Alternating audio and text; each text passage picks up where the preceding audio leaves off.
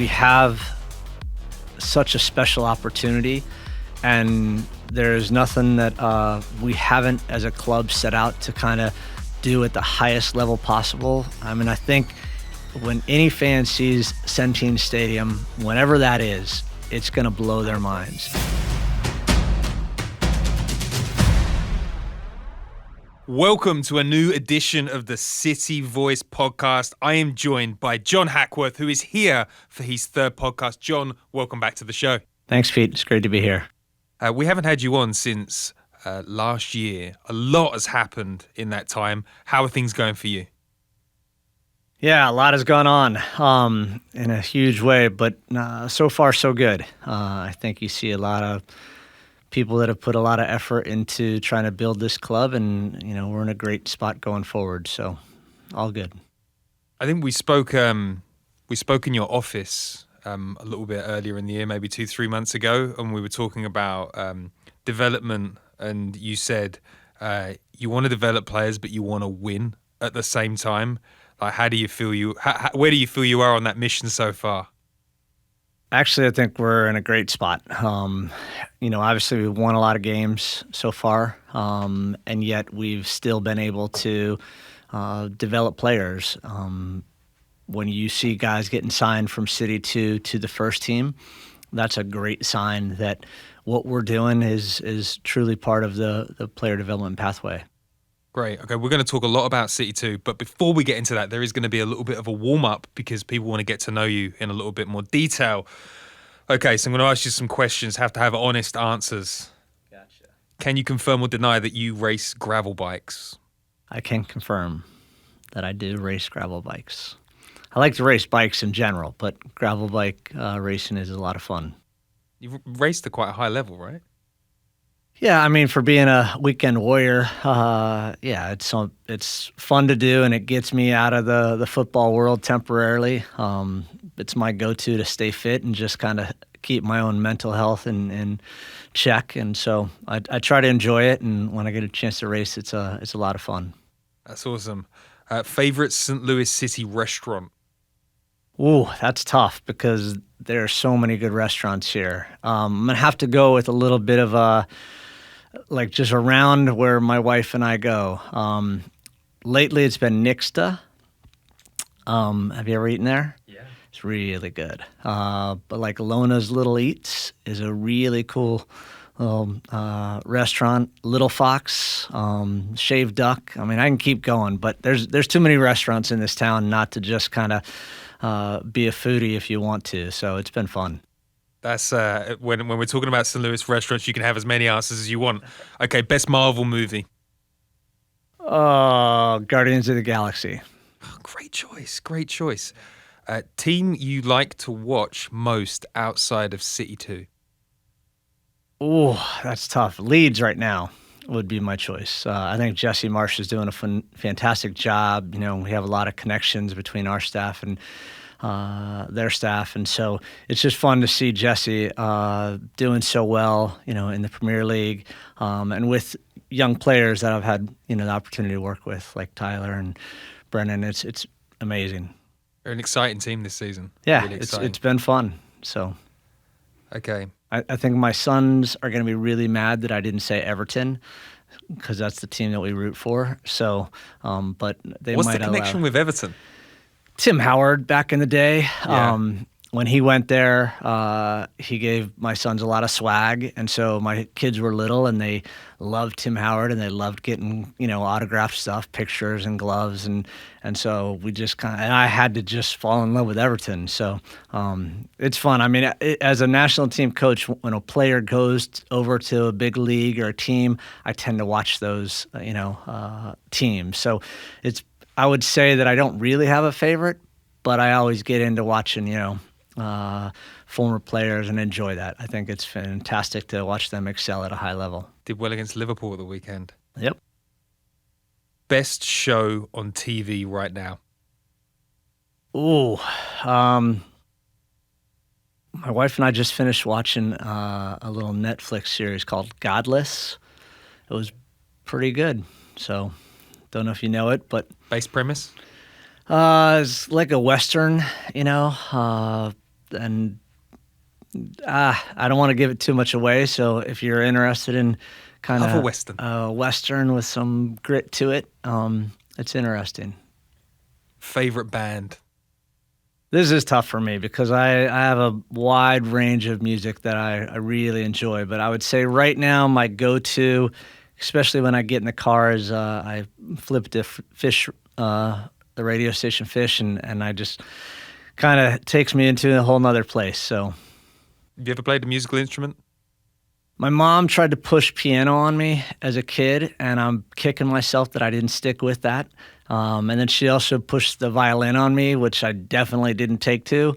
So piano, I kind of regret. And then I tried to dabble in a guitar, but never really got into it. Piano is a nice flex one. Just walk Oh, it up, is. play a And little like, tune. I mean, Billy Joel, Elton John, these are great, artists, and loved them all my life. So again, I'm probably a little eclectic when it comes to my musical choice. Awesome. Okay. If you weren't a soccer coach, you'd be... Oh, I mean, I'd like to tell you that I was a cyclist in the Tour de France or something like that. But I'm probably a little more practical than that. I was planning on going to physician assistant school before this craze of football madness got in my into my veins, whether just trying to coach or play. But that was the kind of track that I was on. Right. Best away day in MLS? Wow, there's some good places to visit away. But we were just there a couple weeks ago. I would say Vancouver. In particular, I love hiking and just getting outside. And there's a hike called the Grouse Grind in Vancouver. It's right outside of downtown, and it's an amazing, it's a tough little, Vin and I did it. Well, maybe Vin didn't do the whole thing, but his wife Sarah did the whole thing with me. It was awesome, so. Okay. The final question I had was secret talent nobody knows about, but that could be gravel bikes. Or I have an alternative, which is fun fact about you that people don't know.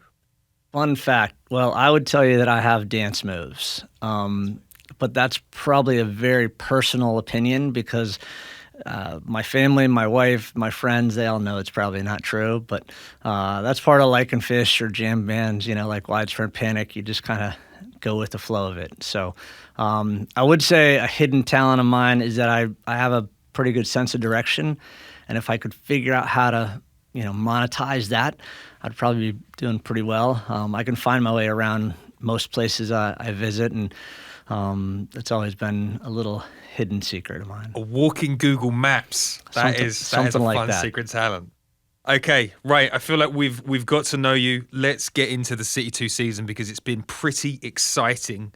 I want to go back to the start. You had to pull together a team that didn't exist. You had to get them playing the City way immediately. How did you pull that off? That's a loaded question because there's so many parts to that, Pete. It starts with trying to select players and trying to select the right players to come into this brand new team and then implement this style. But I think when you get the blueprint, specifically from Lutz in terms of our style of play, it made the selection of players a little simpler. We knew exactly what we needed to look for in terms of profiles of players, and that did simplify the process. I was in a fortunate position before I came to St. Louis that I was, I got to see a lot of players at all levels in this country.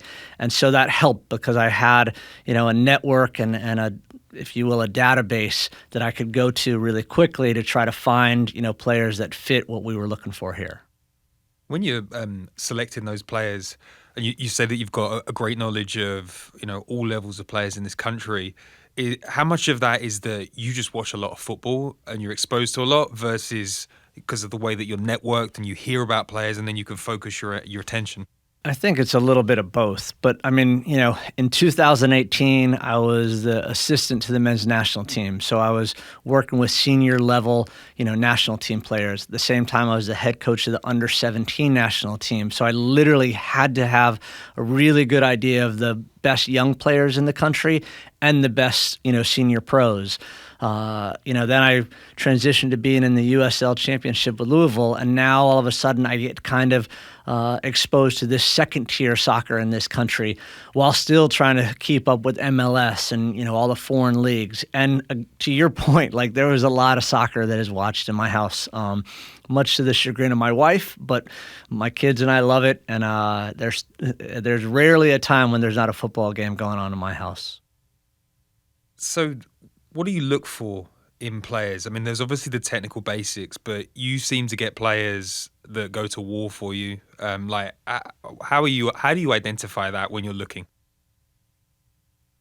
Start with character, because I think, especially when you're talking about our style, it takes players that have character, that understand the requirements that we're gonna put on them, and you have to be, mentally tough to do that. And I think that if you have a value system that allows you to kind of dig deep, whether that's in training or in games or just be resilient, I think character is a big factor that we need to identify early, and that's where that knowledge of a player pool and specifically what they're like off the field, because you can watch a player on the field and see them as a player, but to know them and know what their traits are, about how they work, what their process is, I think that's invaluable.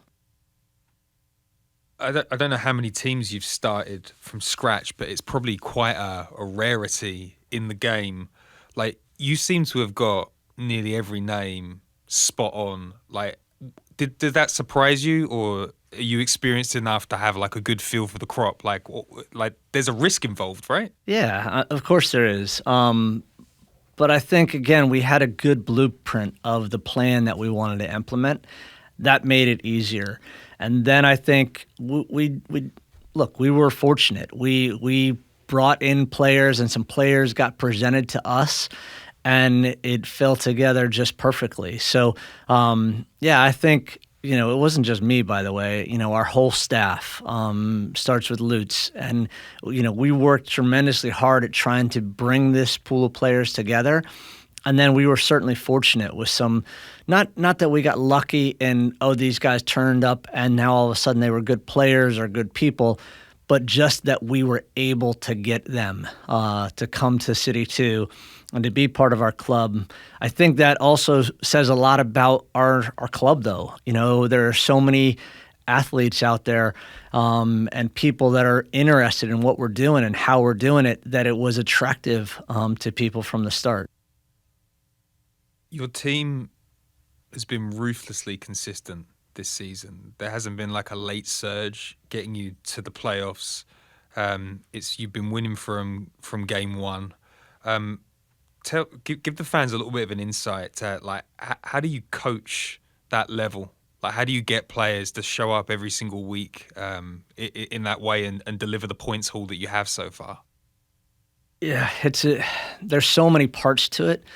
But the best way to describe it is that you build an environment and culture where there's accountability, where there's responsibility, where there's, players that can express themselves. And what we talk about in around the training facility a lot is that we want everybody to grow. We want them to have a growth mindset. So when you have a setback or a game where you don't feel you perform to the best of your ability, how do you react to that? Well, the best way is to go out the next game and show that you're resilient, show that you're mentally tough, show that you've, understand how to learn a lesson. And that's just something that we do on a daily basis. And that transcends, especially if you do it consistently over time. And we've been training and, working at this since we got the team together in late January.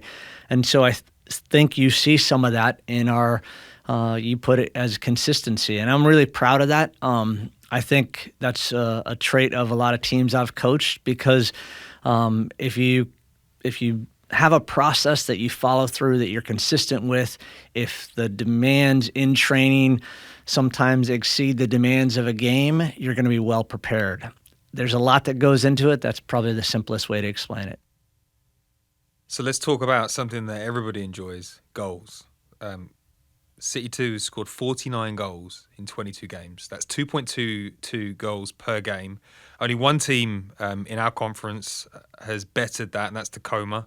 Only one team in the Eastern Conference betters that. That's Columbus.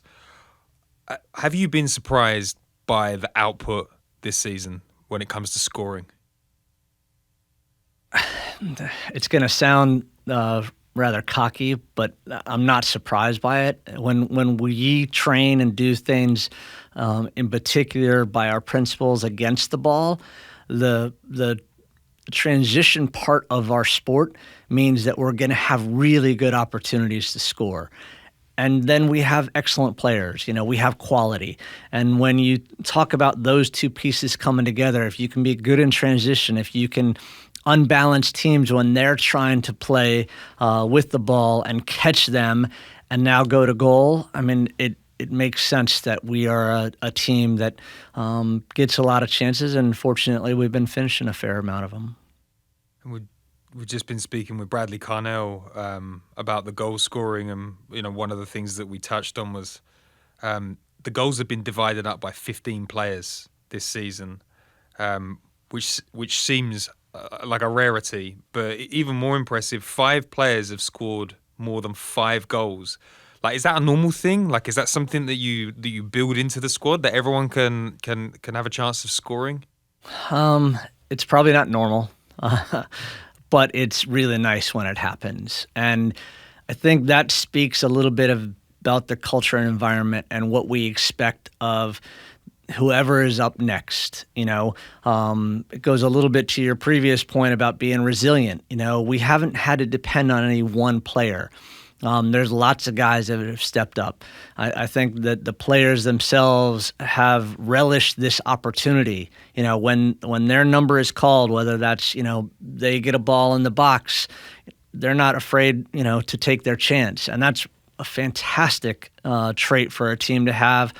As a coach, you just love that. Makes you look like you know what you're talking about sometimes.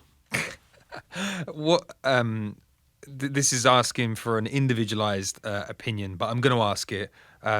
49 goals. Do you have a favorite or a grouping of favorite goals that you've seen this season where you've been like, wow, that's high level? Yeah, I have a favorite. We scored a little bit of a transition goal against Portland the first time we played Portland. We broke out of the play deep in our defensive third. Vitor plays a ball diagonally across the field. I think it was Akil that got on the end of it and played it back, or maybe it was Kuz. But in the end, Josh Dolan just tucked it away. And it was wonderful and such a fast and fluid team goal that, and it started with us being good against the ball. We were defending, and now we earned that right to attack, and we did it so quick. It was lightning fast, and yeah, that's my favorite goal for sure. Awesome. The team has also been pretty good defensively. It's kept 7 clean sheets. We've seen some unbelievable defensive performances, but the really eye-catching number is that we've given up the least amount of shots. Talk to me about like the defensive structure that you've set up, and how hard it is to deliver numbers as good as that in a competitive league. Yeah, it is difficult, but if we started this conversation talking about player selection, and Josh Yarrow was the first player that we selected to play for this team. And the minute that Lutz and I started talking about style, I'm like, okay, we have to go get center backs that can deliver this. And that's extremely difficult. And we were very fortunate to be able to get Josh. And not only is he an excellent player on the field, he's an excellent leader. He's the type of person that you would want, to lead your team. And so then we found Kyle Hebert, and you talk about having 2 center backs that can play this style and play it at a high level, and now putting other pieces around him. I mean, we really, it's something that we train every single day almost. And a lot of the principles that we base our style on are based on being good defensively, but then you have to have the players that go out there and do it. I think we've again, we're fortunate for the quality of some players that we have, and the fact that we work really hard at it, and we're pretty darn good at it. Does it make you proud that both of those players are moving up? Yeah, I think that goes to your previous point about player development. You have two guys that took a leap of faith to be with this club at this level, that probably had opportunities to play at a higher level this year, but they looked at it as a growth moment for them. They could come here and they could play their way into a MLS contract, and both those guys have done that. And if you are around them off the field, that they're as good a people as they are soccer players, which is again what we're trying to do with this club, top to bottom, and that's really nice to be around. One point of intention I wanted to raise with you: can we read into the amount of red cards this season, John? There's been a few. We are topping that table as well. Are we? Yeah, that's not my proudest stat, Pete, but I do think that when you play the kind of style we play, you are walking that very fine line. Look, we want to be aggressive. And so whether it's a referee's interpretation of what that aggression is, or whether it's, just in the moment and another opponent, but we have to live and die by that kind of style. And so we talk about being brave. We talk about, taking the initiative. And sometimes you're going to run the risk of not winning those particular challenges in at least the opinion of the officials in the right way. And that has led to, maybe a yellow here or a few reds, as you've noted. But we're not, it's not like I want to defend that. I just want to say that is part of what we are, and because of what we do, I would think that, that's part of all the good things we've done defensively. You're going to have these moments where a call is going to go against you, or you're going to be late into a tackle, or you're just going to be, competing so hard that the emotion of the moment gets away from you. And, look, again, not trying to make an excuse, but I think it does go into how we train. We train really hard. We play really hard. And therefore, when it's under the bright light and there's an opponent, sometimes those things happen. And we just have to accept that that's part of it. I mean, maybe this isn't totally linked, but it is noticeable that all those players look out for each other on the pitch. Is that something that's coached, or is that something that just comes from having a good culture? I think it's culture. I would love to tell you that that's something that comes from the coach, but I think, from our staff, what we've tried to do is bring good people in and build a really strong team. And when you build the relationships of guys that they understand that they want to get each other's back, that they want to fight for each other, that they want to compete in every possible way for the collective, success of the group. That's when you see a lot of that teamwork in all ways come out. And so I think that's what you've seen. And again, that's a byproduct of a lot of little pieces of what we're doing. But it's certainly really nice to coach and be around on a daily basis. John, you obviously have tailored coaching plans for a lot of the players, and without revealing too many secrets, is there a player that you've given a very specific plan to at the start of the season? You've watched them develop into the end point of that journey. Well, I don't know that there's ever an end point. It's just a pathway, if you will, about where a player starts and the very individual development plan that we put together for them. It's called an IDP, and we do it with a number of our guys. But without giving this young man's name away, I want to give Bradley Carnell a lot of credit too, because he's been involved in this process. And I just think it's important that we as a club try to identify what a player's strengths are and what their weaknesses are. And if we can maximize their strengths and make their weaknesses stronger, then we're going to get that player development that we are, at an early stage in our history, we want to be known for.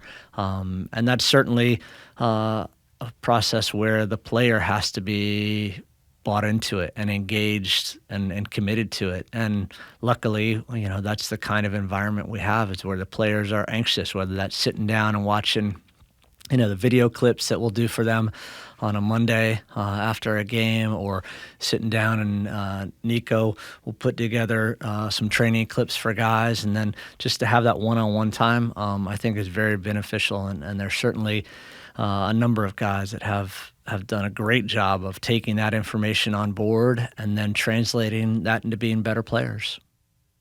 Brilliant. And you had an interesting season with regards to the squad. You started with a very youthful squad, and as the season progressed, you were like parachuted in new players from all around the world. How impressed have you been with the additional players that have come into the squad, and what has it been like to integrate them into, like a baked system? Yeah, it's been, I describe it as you're trying to fill multiple objectives at the same time. We're trying to bring these guys from around the world into St. Louis, get them to build their lives here, and at the same time, ramp them up almost from a starting point, because they've been off after their season. And so it's a little bit of a preseason, and then we prescribe, a very intentional amount of minutes per, game for those guys. And we're still trying to win games at the same time. And you have all these young guys, as you mentioned, that have gotten us to this point. And they have to understand that there's a bigger objective than just themselves or our City 2 team. And that means that we kind of have a melting pot of several different objectives that we're trying to pull off at the same time. I give our players all the credit, because that's not easy. That is not easy to do, whether you're talking about success on the field, continuity in terms of style of play, or just that, on an everyday basis, there's an understanding about how we operate, on and off the field within our club. And so, again, credit goes to the players, because they've handled that really well. So, John, all of these new players drop into the squad. Like, do the young players enjoy that moment of being around, these very experienced, older heads, as it were?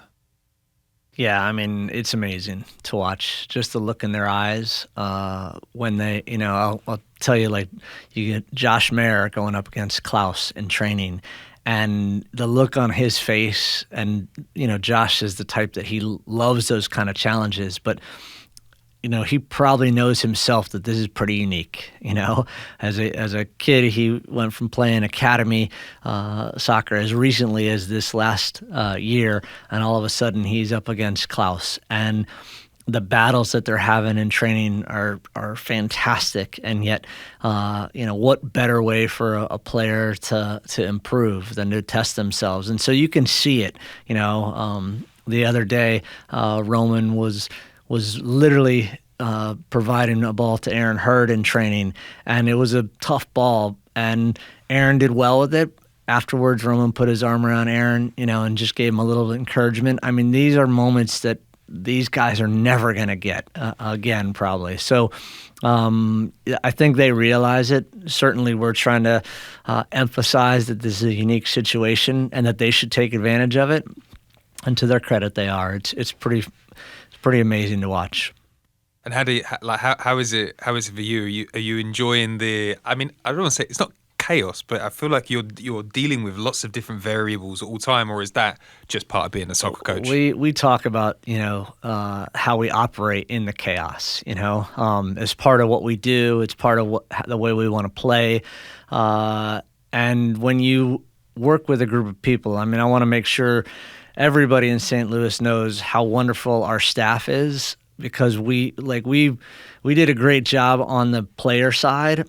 I think we did an equally amazing job on the staffing side, because our staff, we work so well together and we enjoy it. So whether it's making 4 West Coast trips in a row and being in planes, trains, and automobiles and getting stuck in airports or whatever it is, we manage to have a good time. And I think that's part about building a team and having a group of people that understand their roles and responsibilities and kind of just go after it. And again, it is a little bit of chaos, but it's chaos with a smile on your face. And at the end of the day, you know somebody's going to get your back, and that's a lot of fun to be around. John, I know you don't like to hone in on individuals, but I wanted to ask this question. A lot of players get plaudits because they score the goals, they dazzle on the wings, and we have players like that. I wondered if you could maybe highlight a couple of players that do the work that maybe don't always get the plaudits they deserve.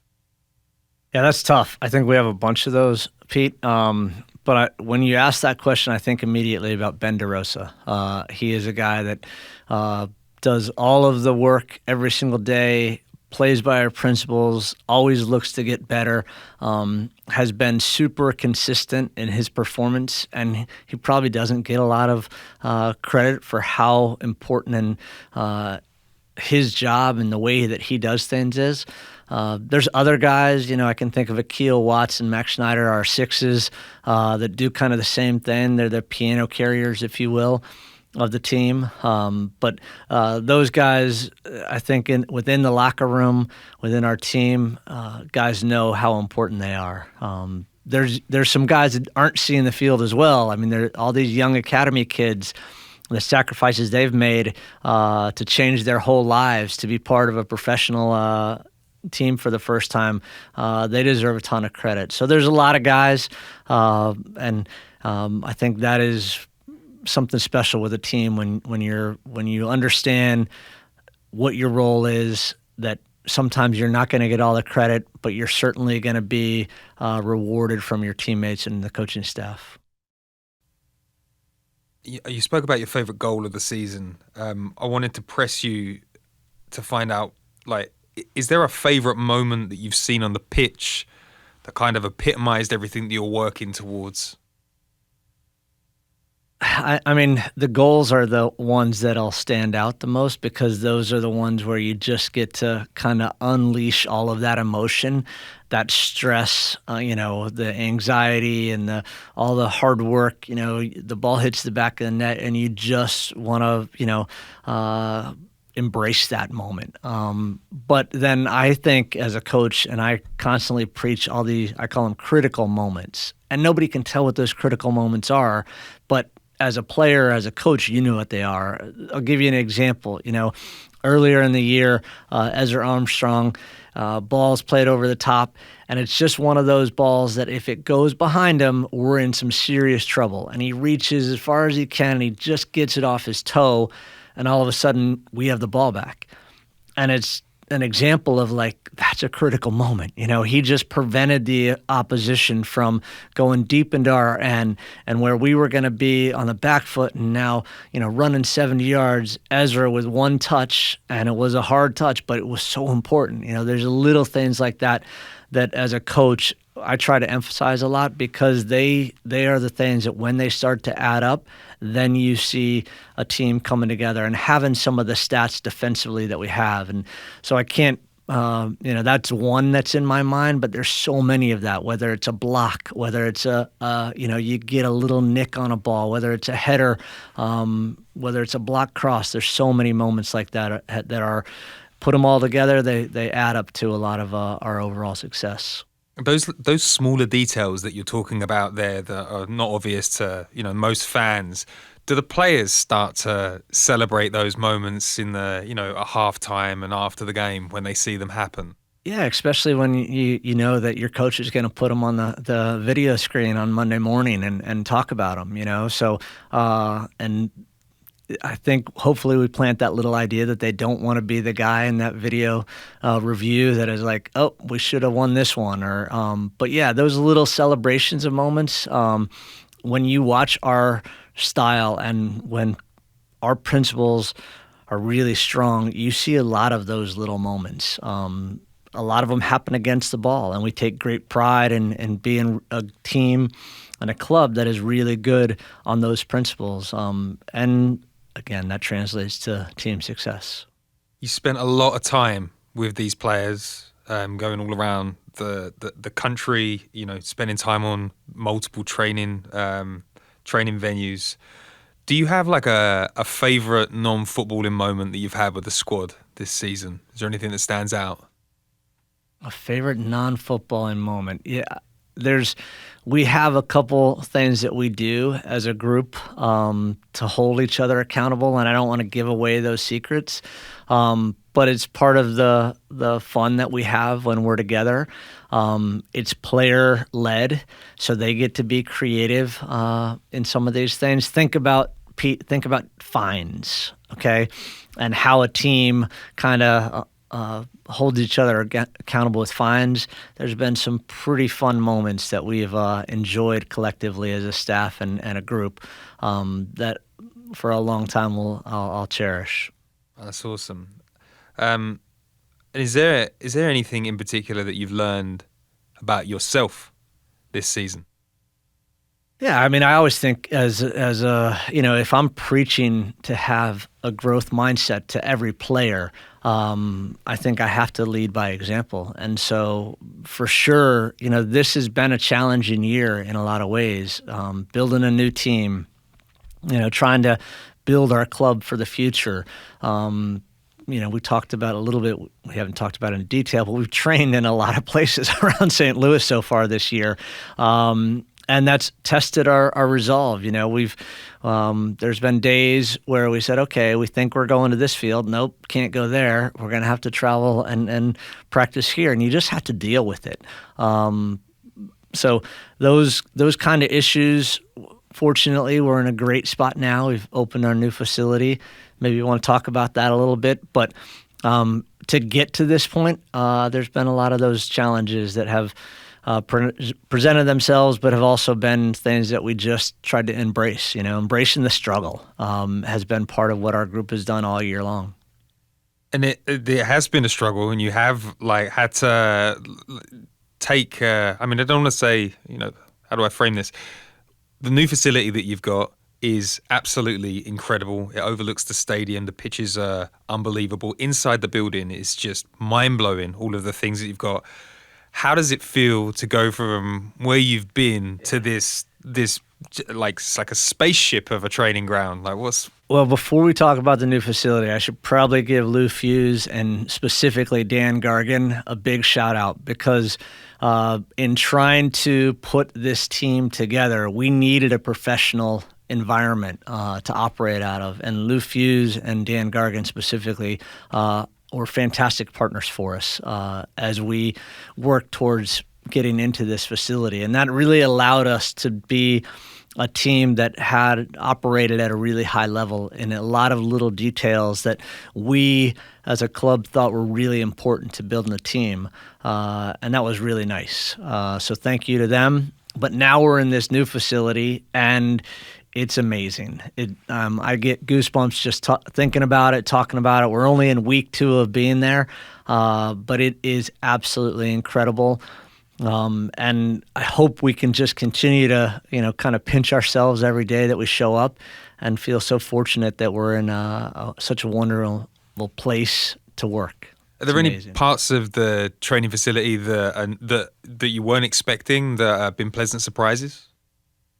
I'm pretty simplistic. So, give me a good pitch to play on, good grass, flat, ball rolls fairly. That's what I love. And the fact that I get to go out every single day onto the fields that we have, Josh and the grounds crew down there, unbelievable the job that they've done in a short amount of time to make the field so good already that I'm excited to see what happens next. But it's simple for me. The fields are where we do all of our real work, and that's where the magic happens, and that's where we've all enjoyed the most.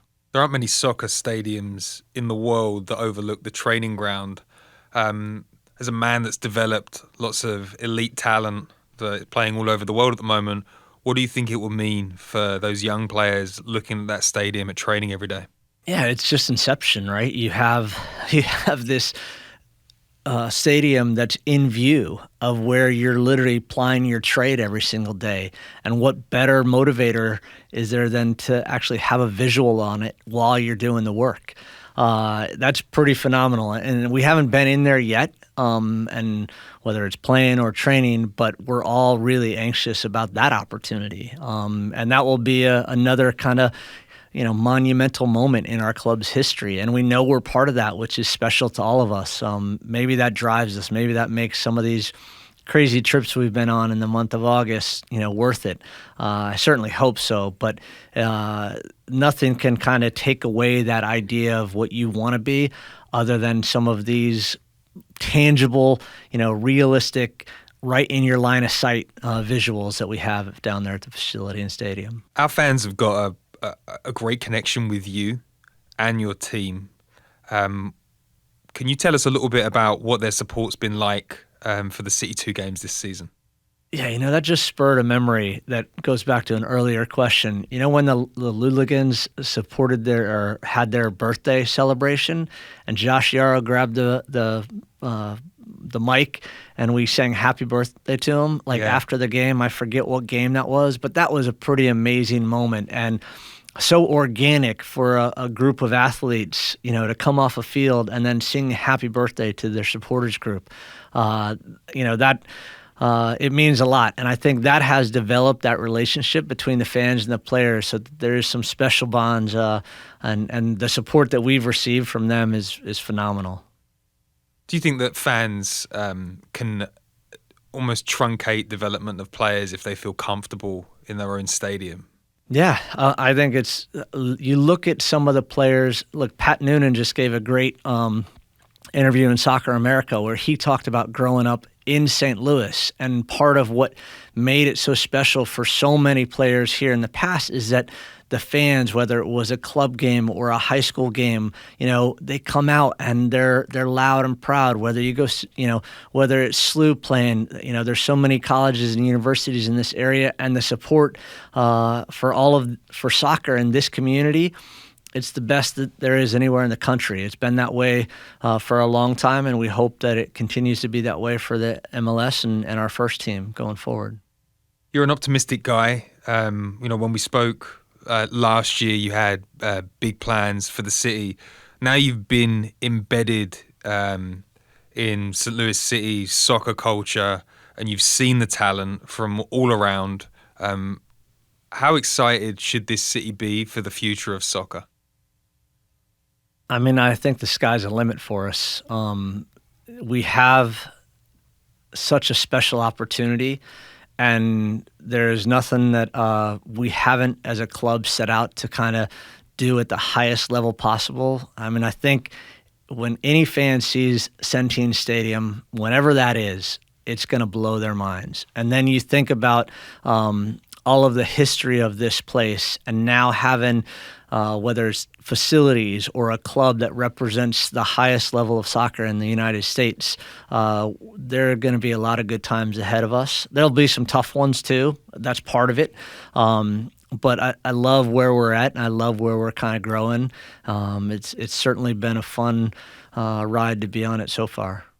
So you have taken on you're an interim head coach for City 2. Your main role is as the director of coaching. Like, how is your role going to or not change? I mean, go back to what it was before. Like, what are you looking to do post-season? Well, first of all, postseason, I want a vacation if Lutz will give me one. But that's to be determined, because that guy, he's a grinder, just like all of us. And you talk about somebody who leads by example, and we all work extremely hard, for him, with him. But really, in terms of my role, I think that you're going to see me continue to try to build the philosophy and methodology of how we want to play, whether that's working with coaches from throughout our club, whether it's helping Lutz and Bradley on a daily basis with every part of the sporting side of the business, or whether it's even still continuing to coach wherever I'm asked to coach. Looking forward to all of those. It will be nice to have things settled down a little bit. I feel like I've worn a lot of hats in this last year, but again, it's good work if you can find it, and I'm just thankful that I'm a part of it. Well, thank you for all of the time you've given to us. I know you do a lot of press work, but nothing quite gets the fans under the skin of the man like these podcasts. Everybody that's listening will agree with me. Like you've given a lot of insight into what we're doing. Love your enthusiasm, love your optimism, and love the fact that you've delivered on everything that you said and more. So big thank you from everyone listening. That's super nice of you to say. I appreciate it. Not all true, but I'll take it for the moment. So thanks. It's great to be with you and to share this, just the love that we have for this club and this team. It's been fun. Awesome. Thank you very much. If you are listening to this podcast, you should give it a 5-star review and specifically say that you love the John Hackworth podcast and that he should come back on again, and maybe he will pay attention and do that. And on that note, I will say ciao for now. Thank you very much for listening.